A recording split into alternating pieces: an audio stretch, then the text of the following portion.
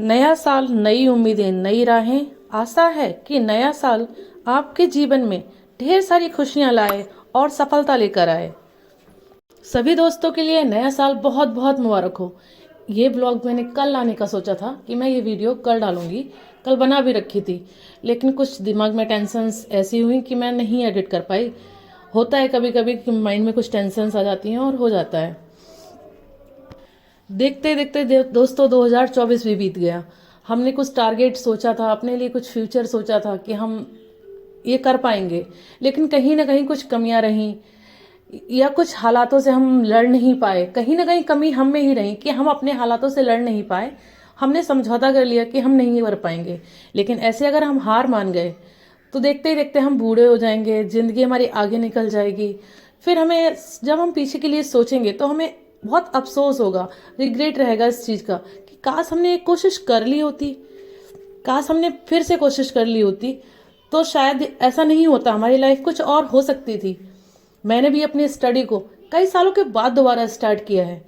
मैंने 2024 में कोई फॉर्म ही फिल नहीं किए थे, तो कोई पेपर या कोई एग्ज़ाम क्वालिफाई करना या देना, ये तो वही नहीं था कि जब मैंने कोई फॉर्म फिल किए ही नहीं है, मैंने स्टडी ही अभी स्टार्ट की दोबारा, तो उसका तो कोई है नहीं। लेकिन मैं ये नहीं चाहती कि जैसे मैं 5-6 सालों के बाद मुझे अब ऐसा लगता है कि 5-6 सालों में शायद मैंने कोशिश की होती तो शायद आज मैं अपनी लाइफ को कुछ चेंजेस ला पाई होती, कुछ तो चेंज होता, कुछ मैंने हिम्मत की होती तो कुछ चेंज हो पाता लाइफ में। शायद लाइफ ऐसी ना होती, जैसी है वैसी ना होती, या उससे कुछ अच्छी होती। या जो लोग आज हमें ताना दे जाते हैं कि तुम्हें इतना पढ़ लिखने के बाद कर क्या रही हो, वो लोगों के शायद मुंह ना चल पाते। तो ये रिग्रेट, ये दर्द हमारी लाइफ में आगे हमारे साथ ना रहे, उसके लिए मुझे एक कोशिश करनी है, एक हिम्मत करनी है। और अपने हालातों से हम सबके पास जिम्मेदारी है, रिस्पॉन्सिबिलिटी है, और वो जिम्मेदारी ही हमारी खुशी है।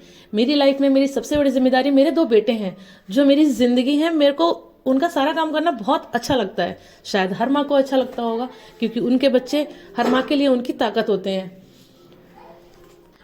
लेकिन कहीं ना कहीं मेरे अपने ही होते हैं, हमारे अपने ही होते हैं जो हमें सबसे ज़्यादा टॉर्चर करते हैं, ताने देते हैं कि तुम किया क्या लाइफ में, तुम हो क्या लाइफ में, तुम इतना पढ़ लिखने के बाद कर क्या रही हो। शायद उन लोगों के मुंह के लिए, मुंह बंद करने के लिए हमें कुछ हिम्मत करनी होगी।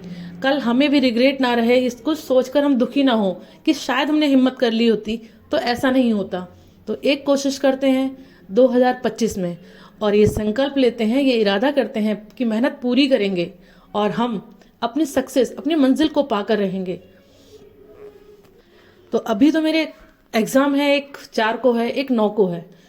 उसके बाद मेरा डेली ब्लॉग कंटिन्यू आएगा और मैं अपनी स्टडी को भी 6 से 7 घंटे रेगुलर करूंगी। कैसे अपने कामों को मैनेज करती हूँ, कैसे अपनी स्टडी को मैनेज करती हूँ, ये आप तक ज़रूर पहुँचाऊँगी।